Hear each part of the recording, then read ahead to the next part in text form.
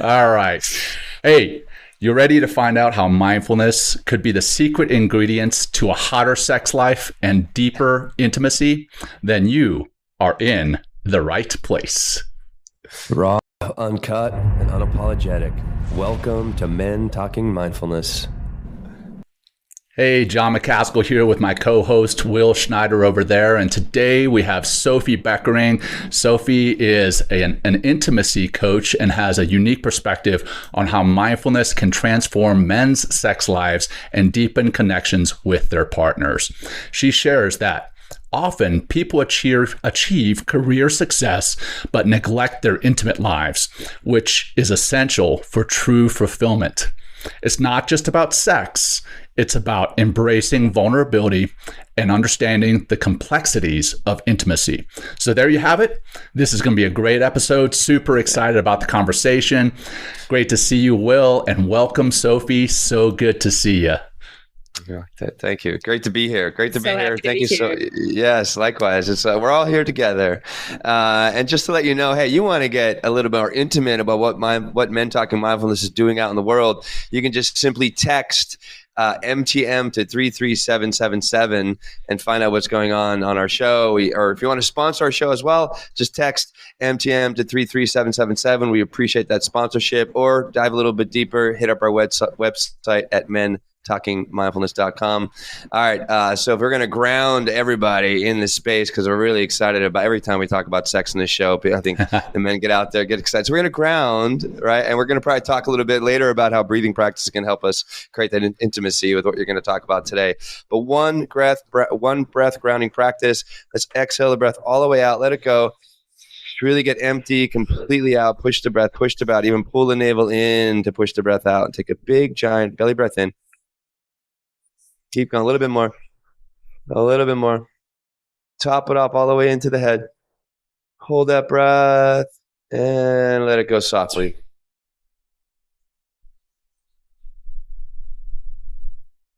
Awesome. So, well, thank you all for being here, for tuning in, for sharing our podcast, for helping us grow and become more mindful. Sophie, I'm just going to jump right in and why don't you give us a little background about yourself and, how you found this work that you're doing? Great question to start. So let's see. So I've been exploring. Oh, no. Yeah. Sophie, did we lose you? Sophie's a little frozen right now, and she's making a funny face on her screen right now. She's frozen. So that's what we got right now as we do this. I also want to read her LinkedIn. Unapologetic. As we go through this. But why don't maybe text... I'm going to cut her out and bring her back in here. I want to bring her back in. Yeah. So, hey, so one thing, and I got this. So, as I was exploring this topic today, I really kind of dove in and used the AI to just get a good summary about what this tantric sex is all about and really what it's involved. And what I've learned is it's a Hindu and Buddhist way of creating more intimacy in relationships. Not just, in a sexual realm, which helps to enhance relationships in all of your life. They use breathing practices. There's different sexual positions that help to create more of that intimacy in these tantric practices. And Sophie's going to kind of describe some of those as well. It's just like, how can you, and what we're trying to learn here with Sophie as she works her way back onto the show, is like, how do we create that deeper, more meaningful connection instead of just sex being, just something that could be almost a burden for maybe older relationships? How do you create more of that spark using these techniques? And this is a practice just like anything else. And it's not just a solo practice. It involves somebody else. So there's obviously a lot of communication that's involved here in order to create that deeper empathy, which is really important. And John, anything while we wait, you want to add there? We'll discuss this back when Sophie comes back on. She is down in Costa Rica, which we were discussing right before we went live. So maybe her connection isn't 100%. But one thing that we talked about, I've talked about with Sophie in the past, is the importance of like a man being open and vulnerable to open his partner up to him, right? A lot of us are like, hey, we have to we have to look a certain way. We have to have our 6-pack abs, and we have to, we have to be endowed with a certain size, what piece of salami. Yeah, exactly. and it's not about that. There's right. some attraction there that may be physical, but there's a lot in being open and being vulnerable, and then being able to, as a man, turn inwards and really do work outside of the bedroom for the bedroom. And that's emotional work, that's physical work. And I'm not talking physical in the gym. I'm talking like physical time by yourself. Masturbation, John? You're talking about masturbation? Yeah. I'm speaking around that topic, but there's a lot there. So I've texted Sophie. Let's see, we've lost her here. And we can just keep talking about this, and then hopefully get her back on. One thing, if you want to, I got to say, John, and this is not through, I just knew I was in this relationship a while ago, and I actually talked about this on an episode much earlier episode. Probably like season 2 or 3. But I was just, I was not satisfying my partner. I was definitely not lasting long enough. And I picked up a book on premature ejaculation. And I did my own exercises in this book. It was actually, they call it actually edging in the tantric realm. So like working myself right up to the moment of ejaculation, and then and then just like not going to that place, and just kind of keeping that sexual energy in, and also lasting longer so I can satisfy my partner. And it was like, it was a fun, exercise for sure.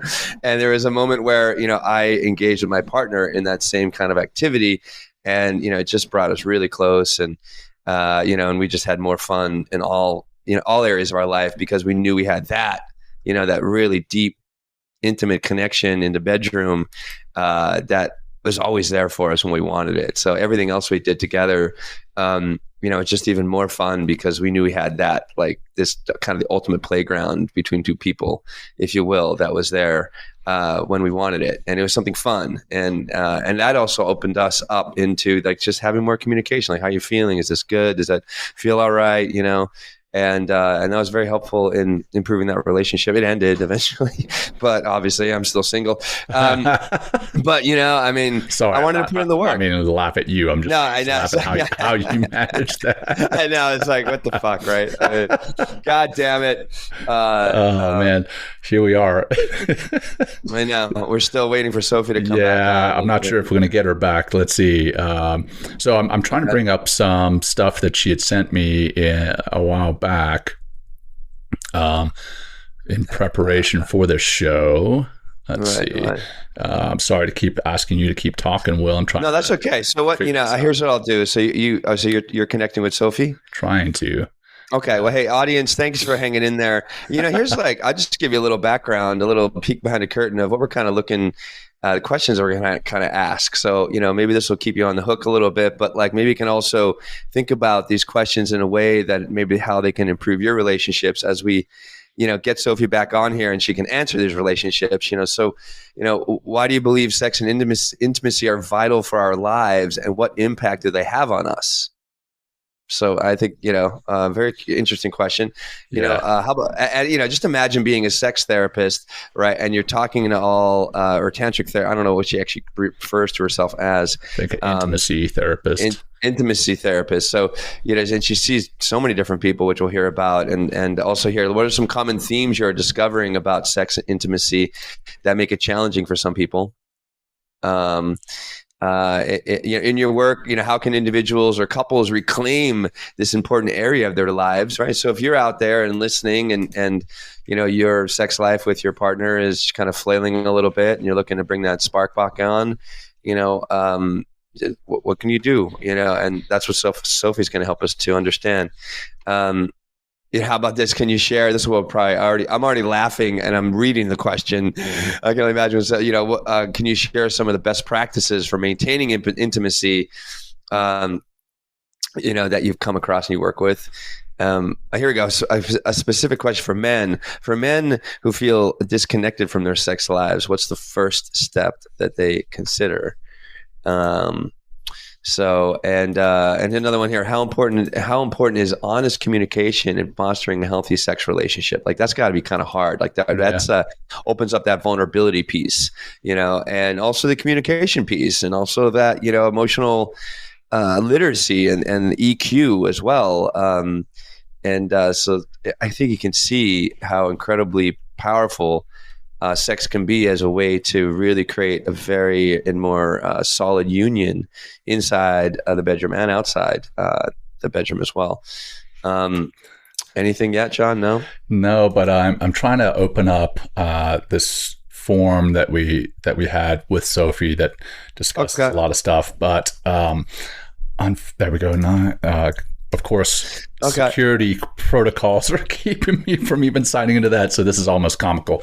But I could tell you one thing that I remember, and I discussed this in the green room with you before, Will, was she mentioned this practice that sounds kind of wild at first when you hear it. You're like, what is this? Yeah. And she calls it the fuck versus kill practice. Which I'm like, what is that? And exactly the kind of the primal instincts that we're given is like, hey, can that thing kill me? Can I eat it? Or can I F it, right? Right. And when you are specifically talking about pursuit of, I don't know, another human being, a lot of the time you're thinking, specifically pursuit, you're thinking, can I kill it or can I F it, right? And this practice that she recommends men do is because a lot of the time, we have this primal rage in us that we don't get to let go of anymore. The practice is to get 2 pillows, and you put one pillow on either side of you. Mm-hmm. And now this is a practice that you do kind of on your own in a space where being loud is not going to be an issue. And you roll over and you basically put your war face on. I know a lot of people are familiar with the, hey, show me your war face, right? From the Full Metal Jacket back in the day, the Marine Corps movie. And you yell like you're trying to kill this pillow, like, right? Kill this pillow. Yeah. And you let out all this primal rage, the killing side of you. You do that for a while, and then when you're done with that, then you roll back over to the other pillow and you fuck it. And in a primal way, right? Like fuck it like a dog fucks a pillow? Yeah, kind of. So, yeah, I know. So exactly, this sounds kind of wild. That's okay. I'm listening. In doing so, you're letting go of this primal instinct to do just that. It's not you making love to the pillow. It's not you being all super sweet. It's you doing the primal, right? It's like that old song, you and me ain't nothing but mammals, so let's do it like they do it on the Discovery Channel, right? That's what it is like. You basically do it to this pillow like you would on the Discovery Channel.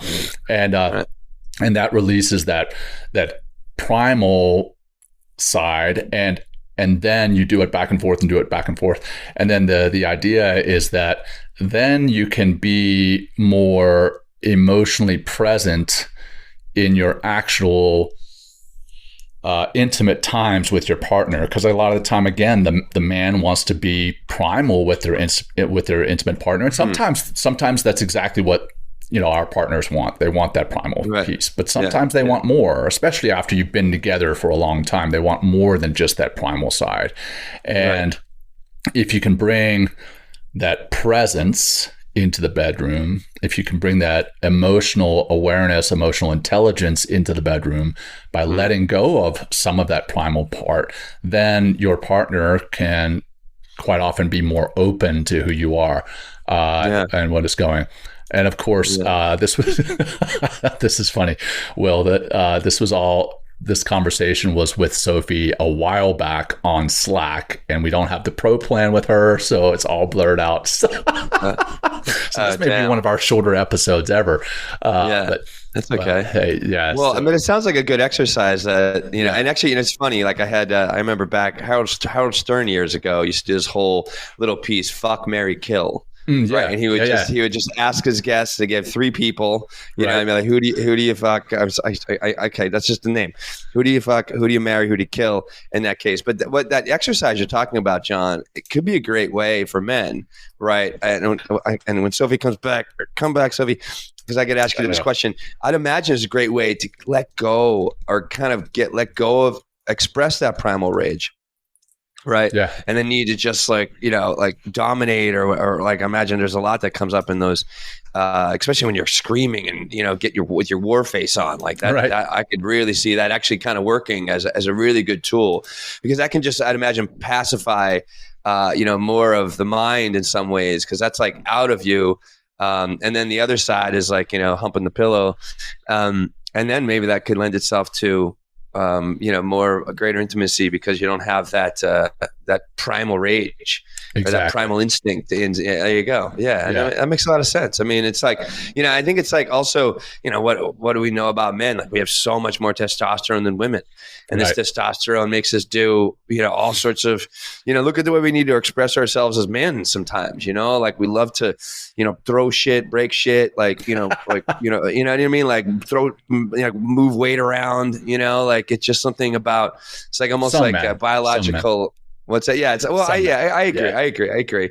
Or, but also like, there's a deeper sense of adventure in us too, that comes along with, just being man and having more of that, like that primal instinct. So, I think we got to go with what we got sometimes, in order to, kind of get to a deeper sense of, it's okay to really be very intimate and be very communicative and very honest and very vulnerable, and how that vulnerability, how that honesty can just not just transform your relationship, but how is that going to transform you, and how is that going to transform you, and how is that going to like allow you to maybe be more calm, be more present in other aspects of your life as well. Right. So, yeah.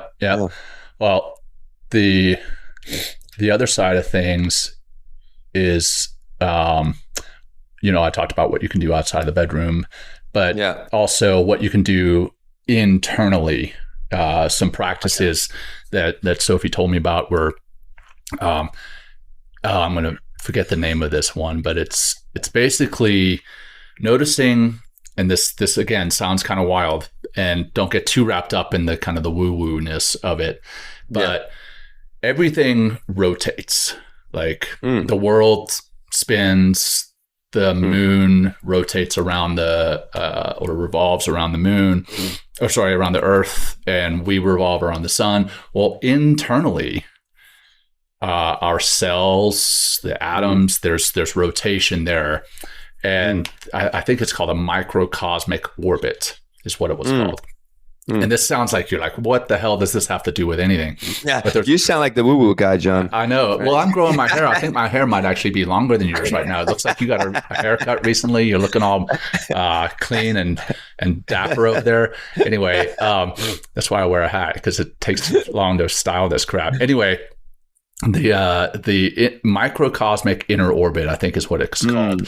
And you do this meditation, and you start to bring yourself in and start imagining yourself as a universe, essentially, and all these parts inside of you that are rotating, and you start to think, okay, I'm going to break myself down into organs, right? And I'm going to butcher this, and hopefully Sophie can come back on and get us back online. But if not, we'll continue.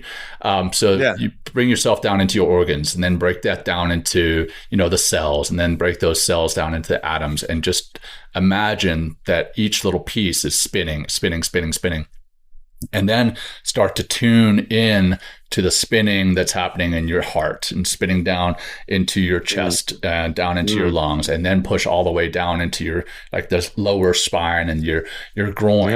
And then as you start to think and feel that you yourself have this power of essentially like a universe. Now, I don't want to sound like like you're godly or anything, but you are a universe, right? We've heard, hey, your body is a temple. Well, inside your body, think about everything that's happening inside that, right? And what an incredible experience having this body is, right? And then what you can do and be with it, what you are and what you can do with it.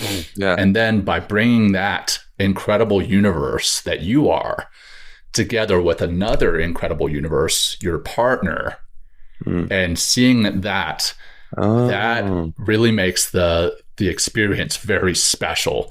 And again, making it very special instead of just fucking, then it can really open a lot of things up in your significant other, in your spouse, in your lover. So well, how weird was that? I can no, John. I can. I mean, well, I think I'd imagine there's got to be a nice, beautiful attunement if you're both circling together in uniform, and how that, the power of two, how that amplifies the experience itself. But what you're kind of alluding here too, John, and to go really kind of woo-woo in some way, is the chakra system in the body, and each chakra spins. And it spins clockwise. Each chakra, each 7. There you go. So there's little micro universes, right? And we used to test these. It's really interesting, back in my yoga training days. And there's like 7 chakras, and each one has its own little micro universe inside of it, and each has its own little energy space. And each one of these energy centers in the body, connect to different parts of your energetic expression, right? So the lowest chakra in the body, Muladhara, it's called, is where it's our sex, food, money, and survival. Or we go up one level, like just below the navel. It's I can't remember all the names, but this is more of like our sex energy, right? Getting into our solar plexus is next, right? Like that's where our power is. We get into the heart space, right? That's where love and vulnerability is. We get into the throat. That's how we communicate with the world. We get into the third eye, right? Which is like the insight. And then there's also one at the very top of our head, and it's almost like the I can't remember the name again, but it connects us to the divine, right? So it's like they call this channel called Shushudna, right? It's like a chimney that runs all the way through the body that helps to, it's a central location for all of these energy chakras, each one of the 7. And what we would do, we'd lie flat, and we would check our chakras.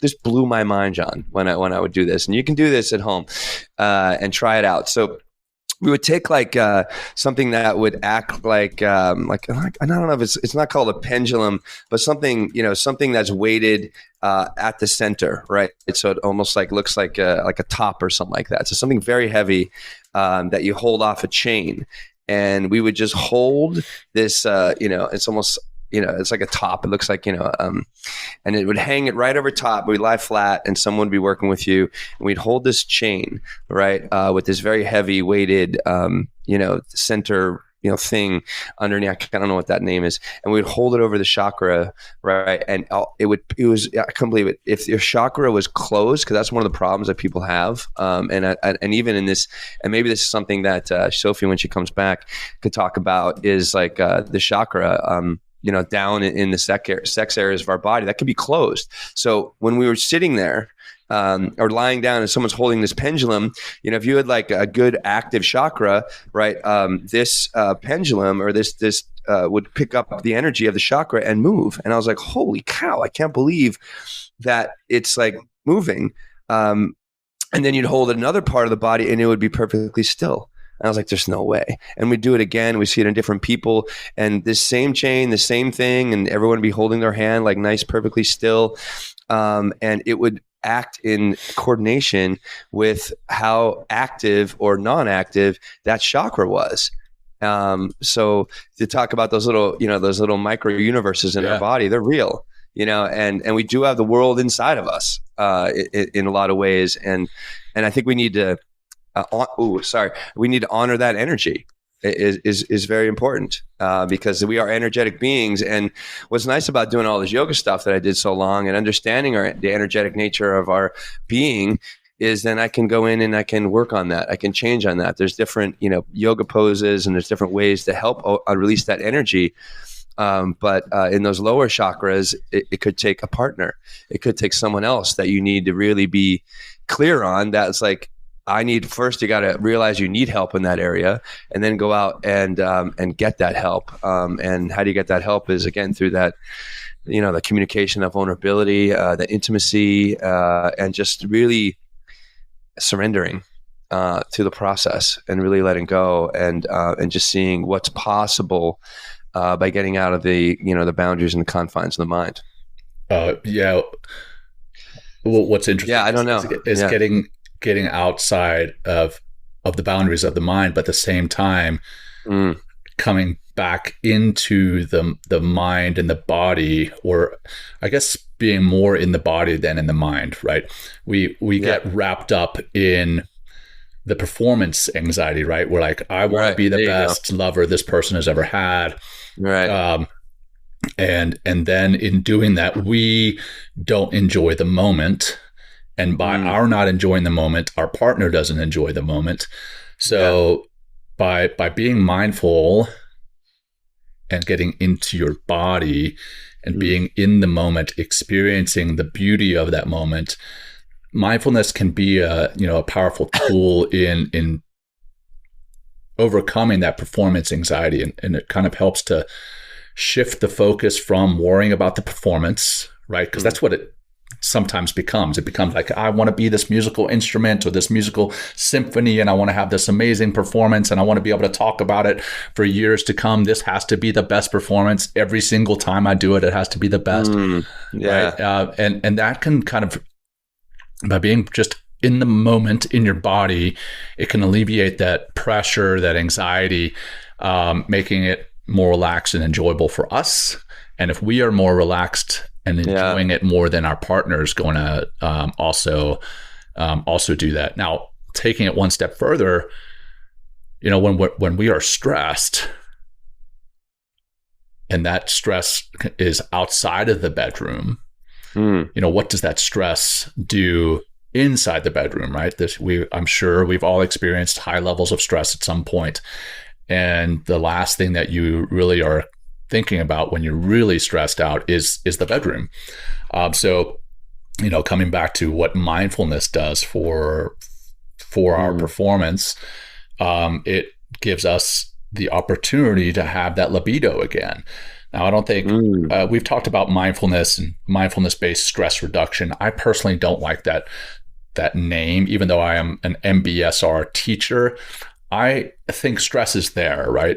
It just changes your relationship with that stress. It changes how you handle it. The only way you're really going to eliminate stress is if you go live in a cave somewhere, you don't have any friends, you don't have any animals, you don't have any job, you don't have anything. And even then, there's going to be physical stressors, right? Right. But there's no way to eliminate stress in your life, but there's a way to change your relationship with it. And in doing so, you can rejuvenate your libido, or I guess is a way to say it. So like, the practices that we teach you on the show, meditation, mindful eating, drinking water, mindful nutrition, that's going to exercise. Absolutely. Big one. Exercise is huge. I mean, the times that I've been lacking in exercise, my libido is gone. Yeah. I was going to say, the motion is the lotion. You can, and all the guys out there, you can think of lotion, in your lives, and how that's helped you through puberty. I'm sorry, right? Oh my God. You know what I'm talking about. I'm sorry. Wow. Okay. Yep. Sorry. Hey, okay. Raw, uncut, and unapologetic.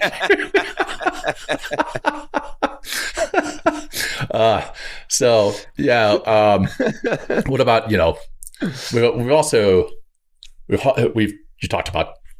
we've talked about tantra in the past, and the other side of it being outside of the bedroom, not necessarily sexually related at all, but let's talk about what it is inside the bedroom. I mean, it's like Sting, the singer is famous for being a tantric lover.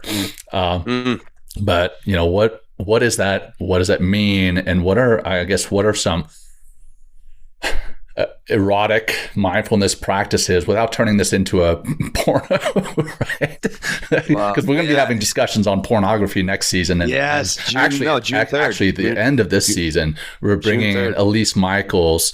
Elise is, a men's therapist, obviously a woman who is a men's therapist, and talked on one post about why so many men are addicted to pornography. And it's not just necessarily, I'm sure a lot of it is sex addiction, but it's not necessarily and exclusively sex related. They're really, watching porn for other reasons. But anyway, that's neither here nor there. Basically, what I don't want to do is turn this episode into a porno with two guys. Well, that would be I know, like a virtual porno. That'd be very different. So, So, what are some erotic mindfulness practices that men could do? And you talked about one a little bit earlier with the masturbation, right? Yeah, edging, yeah. So do you got any tips for our listeners? Tips. Just the tip. Right. Yeah, just tip. I know, right? This show started going sideways. Well, I'm probably not the best person to talk about right now. Like, God, I have not, to be fully honest, like I really haven't been intimate in a little while, but like other than intimate when I work, Yeah.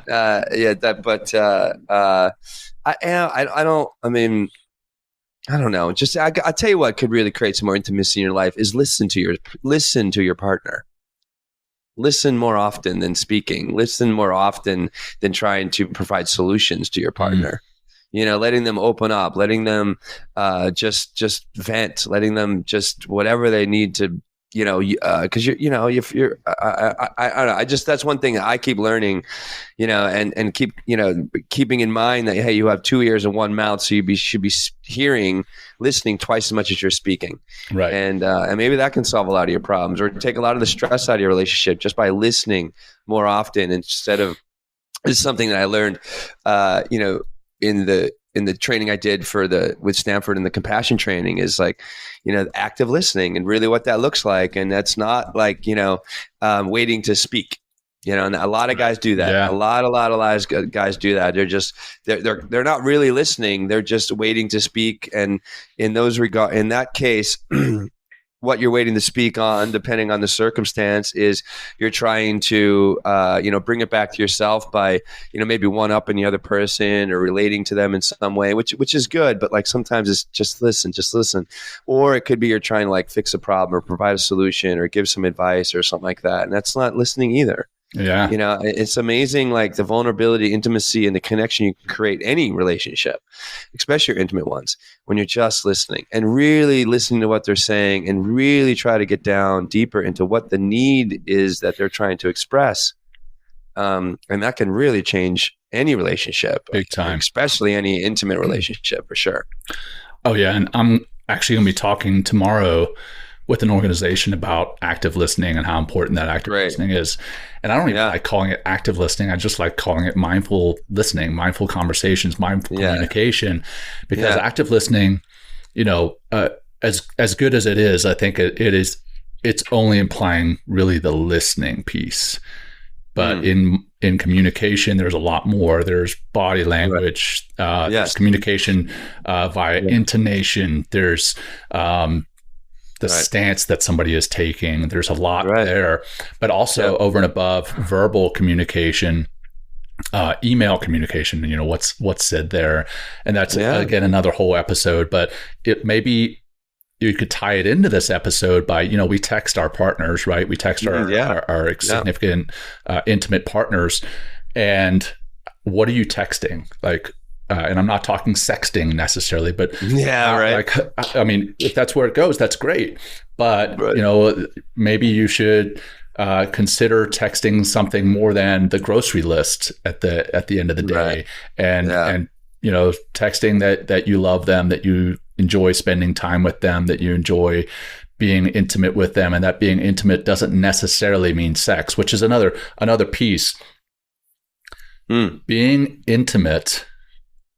And as a man, that often means that ends with ejaculation, right? We're like, okay, you're intimate, you ejaculate, and then you roll over and go to sleep. Right. And so that's not all that matters, John. That's just not all that matters. It's not. Right? Okay. Thank you for. It's not the wham bam. Thank you, ma'am. It's being present before the actual act of having sex and being intimate before even getting naked, right?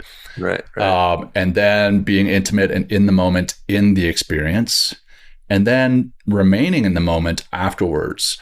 That's a form of communication too. What are you communicating? If all you do is roll over and go to bed, you're like, hey, that's all this was about, was the end goal right here. Yeah, but when you spend time in the moment prior to, then in the experience, and then afterwards, basically being mindful, that can really change the relationship with your partner. It expresses that it was about more than that. And while I'm thinking, actually, go ahead. Do you have anything on that? Because I have one. No. I mean, I just think, one thing I'm really becoming more aware of about how a lot of men behave. I'm making generalization, but everyone listening out there, tell me how accurate this is, and be honest with yourself. Is like, and this maybe comes from a lot of fear in men of being vulnerable, being authentic, and being seen, just for who they are. Is a lot of approach to almost everything with men is in a transactional way. And instead of it being about this another person, this person has needs, this person, you know what I mean, is like, has a life, it could be, and that just goes, transactional in business. I get it in some ways, but like, how do you bring the humanity into it? How do you kind of alleviate a lot of that transactional, even in the bedroom? I would just like, wham, bam, thank you, ma'am. That is actually transactional sex. Absolutely. Right? Like, you're right. I just want to have like, hey, and I gotta say, orgasms feel great. Yeah. Right. But, and that's amazing that we're able to do that. I mean, and it's like, it's biologically wired that way. So we come back and do it again. Right. But how much more pleasure can you derive from sexual intercourse by taking it out of the transactional realm and into a deeper, intimate, connecting realm? So that's all I want to say there. Yeah. No, I love it. I've been guilty of that, right? Oh my God, me too. I dated a girl when I was it was a long distance relationship, and it was when I was at the Naval Academy, and she lived in just outside my hometown in Louisiana.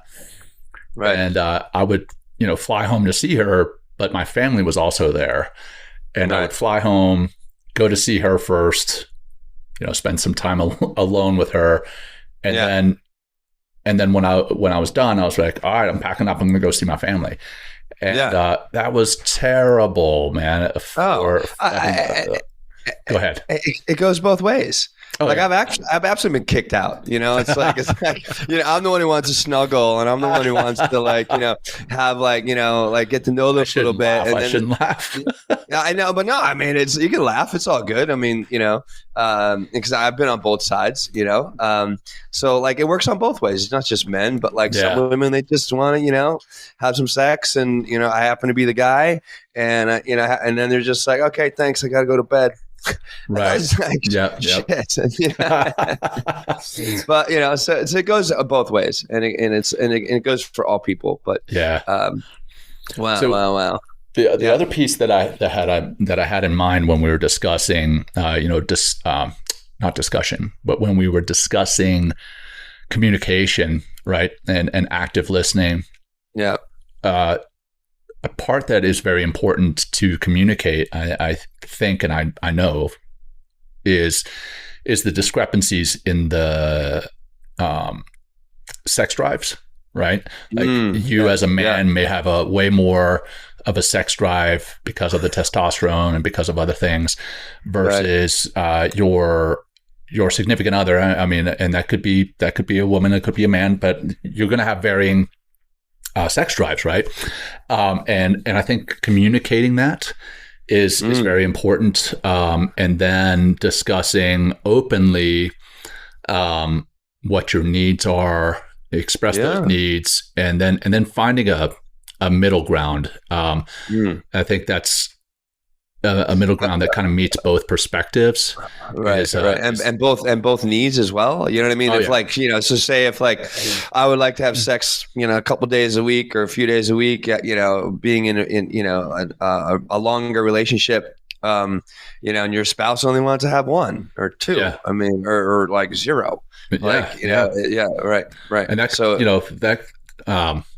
that could very well be the situation, specifically in a family situation where there's kids involved and there's the paternal versus the maternal instincts, and the focus, as much as people would like to say, hey, the focus should be on your spouse or your significant other, it's rarely are you the priority. If there's children in the mix, rarely are you the priority. And communicating that you feel like you're being left out of the equation, I think that's important. And then the stressors. Hey, what stressors are in our lives? Communicating that openly and being like, hey, look, our money situation right now is causing me stress, which is decreasing my libido. Or what can we do together to lessen? Here I am. I just talked about lessening stress, but what can we do together to cut out some stress, right? If maybe you have all this debt, paying off that debt. Maybe if it's work, what can you do at work to lessen your stress so that you can be more present or more available to your partner? Right. I think those are some very important things to communicate. Now, coming back to testosterone that we talked about at the beginning of the show, obviously. Yeah. Oh, why don't you hold that thought for a second, John? And I'm just going to talk about one of our new forever sponsors for Men Talking Mindfulness was Karambit Tactical Knives, found exclusively on karambit.com. These knives are more than just tools. They're a testament to precision and reliability. As a small business owned by a Navy SEAL veteran, every Karambit knife is rigorously tested and approved by the best.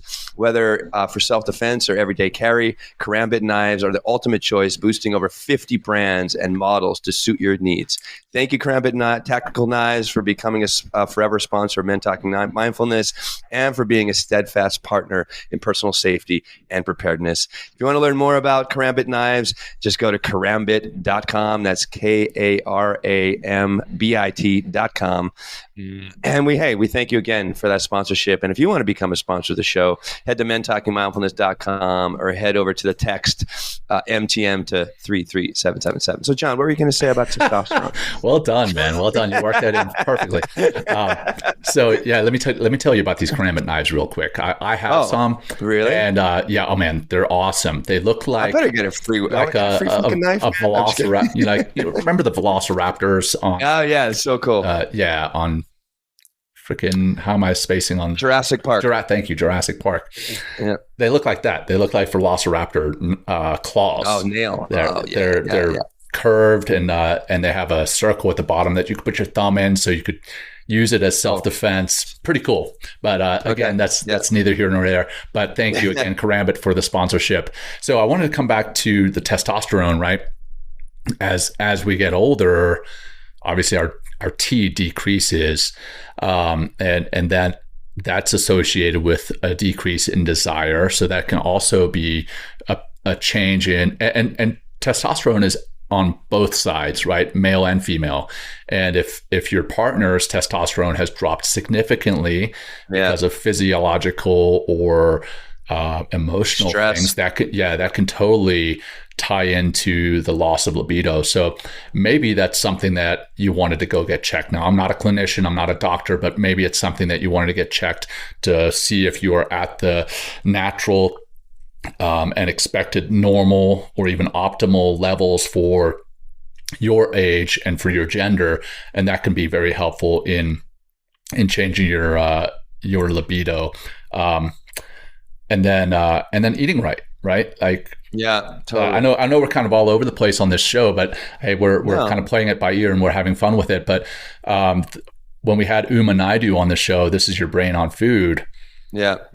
This is your brain on food, but this is also your body on food. And it's not just about, what that does to your physical what you look like physically, but what that does to your body and your ability to actually perform in the bedroom, like erectile dysfunction, that can be helped through eating properly. What did we learn from Dr. Judson Brandeis, right? Erectile dysfunction is a huge indicator of circulation problems, heart problems, heart health. Exactly. And it was interesting, I think, there is almost like a slow decline. If you're having some sort of heart issue, it'll show up in erectile dysfunction over time. Like there's a slow decline that happens over, I think it was, so I think it's 10 years or something. So I think it's if you start not having that morning wood, right? Yeah, there you go. I love the morning wood is a sign of sexual health, but it's also a sign of your heart health. And if you stop having that, if I'm remembering this correctly, then 10 years or so later, you will probably experience some level of ED. And then roughly 10 years later, you can expect to have some type of very dangerous heart problem, like a heart attack, that not just your heart attack that's going to put you in the hospital for a day, but literally dying. So look out for your sexual health, because it's a sign of your heart health. So eating right can, the flip side of that, eating right can help your heart, and in helping your heart, you can help your sex life. So your boners. Basically. Well, it's interesting how it's like an indication of health in some ways. And go check that episode if you're listening. I loved talking to Judson. That guy really is sharp, and he wrote this, or co-wrote and put together this collection of incredible men's health research, for men's health on all levels. And one way that we express ourselves as men is in a sexual way, for sure. Or most of us do, or want to. Well, John, I think we're pretty good, man. What do you want to say? Yeah, please. One more thing. Because I know we're all over the place here, but I think we're doing great. Interesting. We've done an episode on body image, right? I think good episode, I thought. I mean, even if I'm biased, totally. But how important the body image is in our own sexuality, right? Some people are like, I'm not going to have sex unless the lights are off because I don't want to be seen naked. So, coming back to nutrition and exercise, having a more attractive body in your mind, right? Not just in your partner's mind, but literally when you look in the mirror, you start to feel better about yourself. And I'm certainly not promoting not eating. I'm certainly not promoting exercising to a point that it becomes an addiction.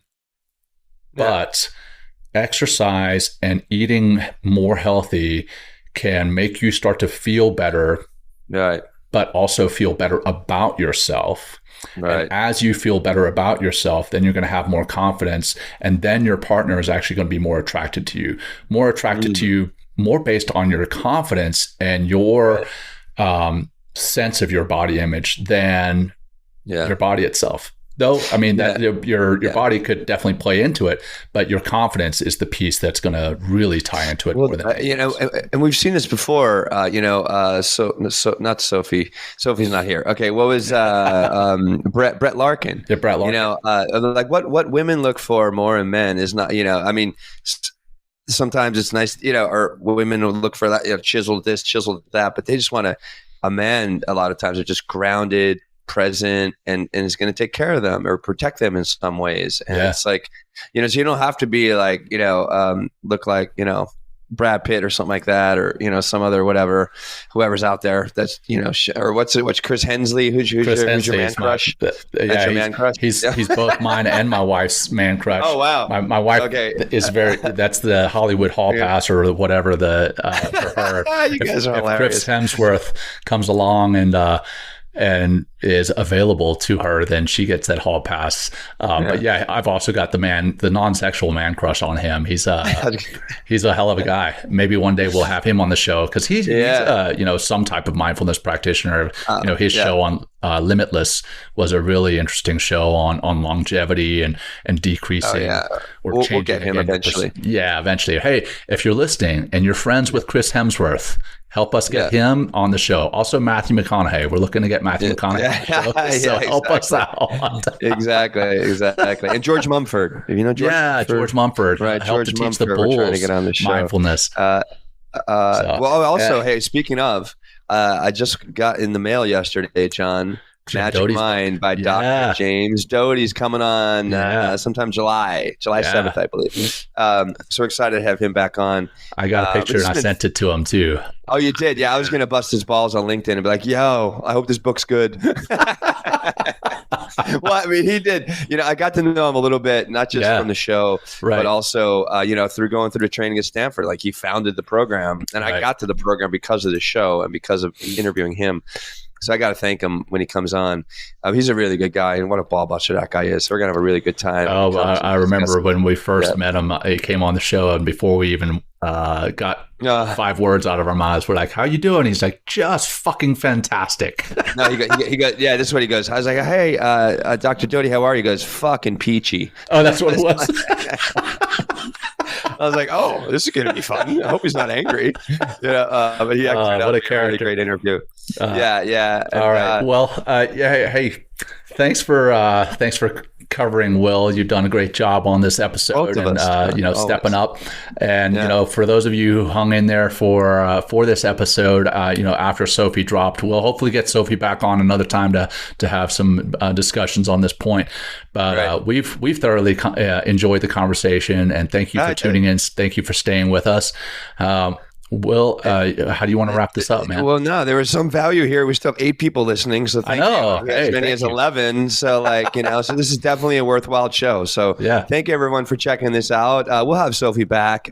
John, I just enjoyed having this very candid and very unstructured at all, really, conversation about our lives and sex and men and testosterone and intimacy and relationships and vulnerability and listening and communication and all the things that that we as we continually go down this mindfulness path with you, our audience, our community, to just we can live healthier, happier, more harmonious lives, right? By just taking little steps. And sometimes that step is like, you might be just listening to the show for like a year and be like, you know what? I'm going to go to the gym. You know what? I'm going to have that conversation with my wife. You know what? I'm going to go do this, instead of doing something that's like, just keep me on the couch and keep me locked into my mind. So thank you, everybody. We really, really, really, really appreciate you. And, again, mentalkandmindfulness.com, or, get on our text MTM to 33777 is a way to keep up and connect to what we're doing. We have a lot coming up, the rest of this year and for years to come. So that's right. Thank you for being part of this community. John, we've already filled, like 80% of our next season with phenomenal guests. Very much excited about that. There's always in the back of my mind, I'm like, how are we going to continue this show? And then I look at the number of potential guests, people reaching out to us all the time, and I'm very thankful for that. So thank you for helping us stay relevant and helping us help our community. So thank you for helping us also maintain our mission. So, all right. Let's wrap it up with a quick closing practice, and then we'll say goodbye for the day.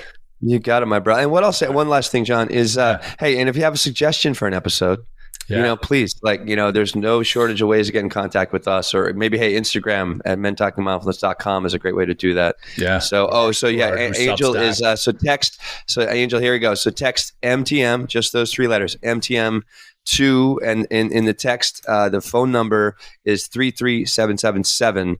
And you can be part of our text, our SSM service. We don't spam you. We just let you know what we're doing, what's coming up, new episodes, that sort of thing. So we appreciate you for being part of our text stream. It's just an easy way to stay in touch, an easy way to stay more mindful, easy way to, to keep living this lifestyle. So after you, John, please. Yeah, right on. So yeah, let's, I got a little anxious when Sophie dropped off and didn't come back, but Will picked up that ball and ran with it. So I'm just going to run us through a quick gratitude practice, because I am very thankful for Will covering the first few minutes of this episode before we got into a really good discussion. So let's, tune into our bodies, our minds, and do that by getting comfortable. And let's just breathe naturally, but notice the breath.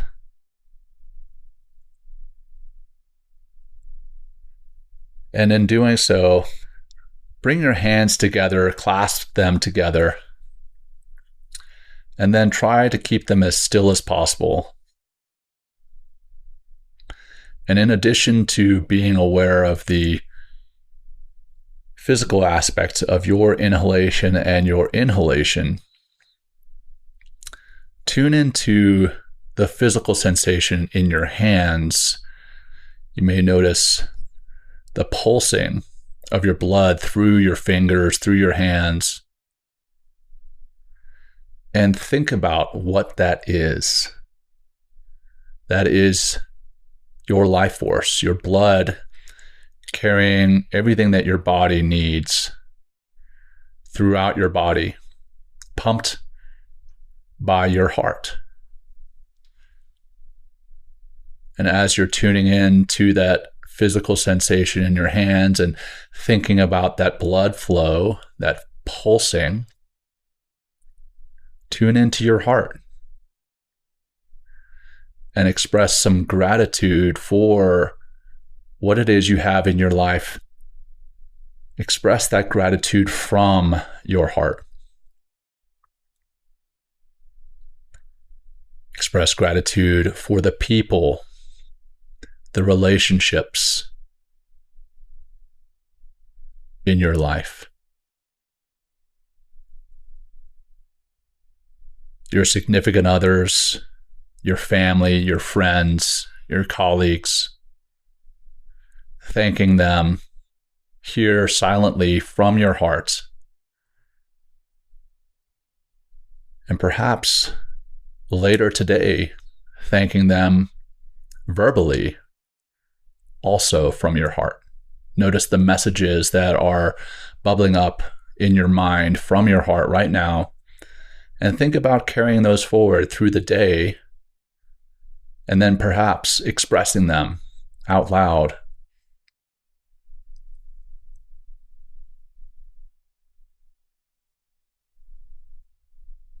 And I am very thankful for your giving me this time and this space to run you guys through this meditation. And we're going to close together with 2 deep cleansing breaths.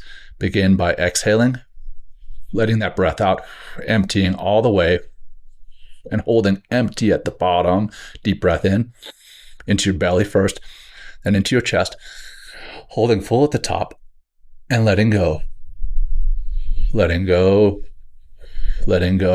and holding empty at the bottom. And on this final breath, breathe in, into your belly, into your chest, and breathe in gratitude for yourself, for showing up today, for tuning in. Hold at the top and let it go, and express gratitude for those around you. And now start to bring some movement back into your body, wiggling your fingers, wiggling your toes, rolling your head around, rolling your shoulders. And that is that. Thank you for tuning in. Will, thanks for a great show today. I really enjoyed it. Likewise, dude. Me too. It's fun. A lot of fun. Yeah. Oh, one letter. Hey, guess who I'm going to hang out with today for the very first time in person? Who's that? Dr. Seth Hickerson. Oh, no way, man. Yeah. Right so on. I get actually, I've known Dr. Seth not quite as long as I'd known you. And I've been teaching for his company, My Steady Mind, for years. Yeah. And he's finally in the city. We're actually going to go to this big fancy bathhouse. Oh, yes. Dude, I was just going to say you should take Yeah, well, we're going to go. There's a new one, John. Next time you come in town, it's called Bathhouse in Flatiron, New York City. It's fantastic. I'll give them a little plug. Yeah. And it's awesome. So we're going to go hang out there. I'm going to miss the Knicks game. The Knicks are on a tear right now. They're in. They won. The Knicks never fucking win. So they have won their first series, and they are they're going for game 2 tonight. So we'll miss that. But anyway, thank you everybody. Thank you, John. This was a lovely, lovely episode, and we'll see you guys on the flip side. Stay connected. Well, I gotta give a little plug to my Nuggets. They're down 2-0. But Nuggets! I thought you were talking about your balls. I'm like, oh yeah, also those. Great way to close it out, right? No, my Denver Nuggets. Right? Yeah, Denver Nuggets. Yeah, they're great. They're in the playoffs. Down, I think 2-0 to the Timberwolves. But anyway, hey, thank you, Will, for another great show. Thank you all again for tuning in. And I will stop saying that, and I'm just going to wrap it up. Yeah. Till next time. We're out. Take care. We're out. Peace, everybody. Thank you. Thank you. Thank you for joining us today. We hope you walk away with some new tools and insights to guide you on your life journey. New episodes are being published every week, so please join us again for some meaningful discussion. For more information, please check out mentalkingmindfulness.com.